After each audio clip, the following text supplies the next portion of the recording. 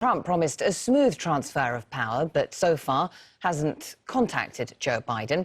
And a reluctance to accept the election result also delayed the speed at which the transition could take place.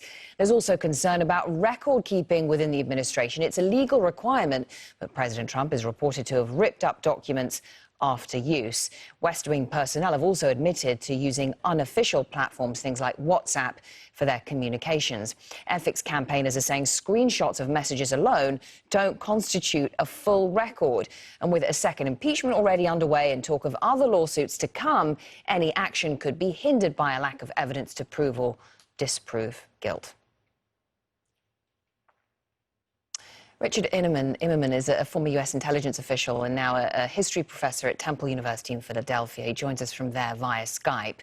Just to be clear about this, are you concerned about the quality of record keeping by the Trump administration, or is it more about attempts to conceal or destroy those records? Well, it's actually both. Certainly from everything that we know, the record keeping of the Trump administration has been extremely lax, and there has been none of the effort to rigorously retain the records that the law requires.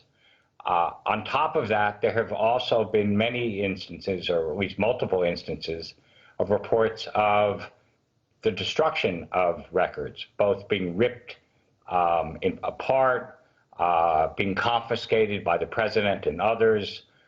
So it's very difficult to be encouraged by the prospect or optimistic about the prospect of a complete record.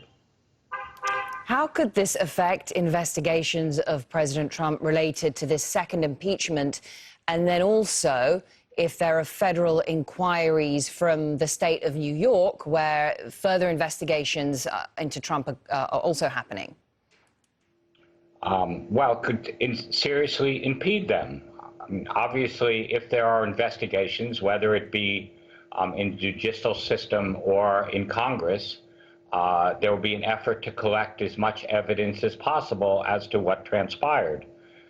Because of the pattern of the Trump administration, I think that it is very doubtful that whoever is doing the investigating is going to be able to acquire or collect all that evidence, and certainly the most damning evidence, which is undoubtedly what the Trump administration has concealed, if not destroyed. Can you clarify what's required of him legally? Because the Presidential Records Act that I think you just referred to says that he can't destroy any records until he seeks the advice of the archivist and notifies Congress. But there's nothing to compel him to heed that advice.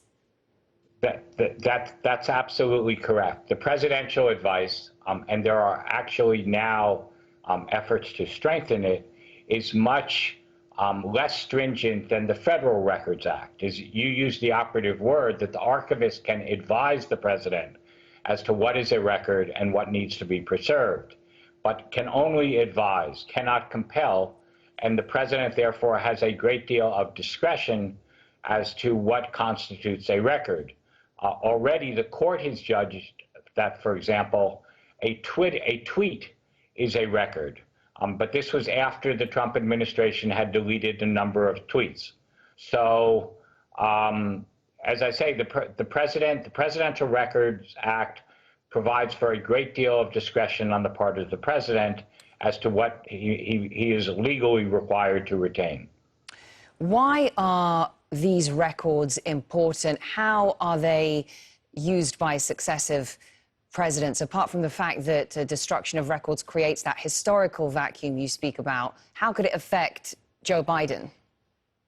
Well, there are a number of ways, but the most immediate is the Biden administration will confront a number of crises. There's the economic crisis and there's the pandemic crisis at home. There are also quite a number of international crises abroad. We can talk about Korea or the Middle East or wherever one wants to Russia. And in terms of the transition, it's important for the Biden administration to be able to hit the ground running in addressing these problems. And that requires having as much insight as possible as to what the foundation has been laid in terms of the Trump administration. They can't just sort of jump into the middle of a negotiation, or they can't jump into the middle of a rollout of the vaccine without knowing what has been done before. Well, it was very interesting to talk to you. Thank you, Professor Richard Immermann, joining us. My pleasure. Thank you.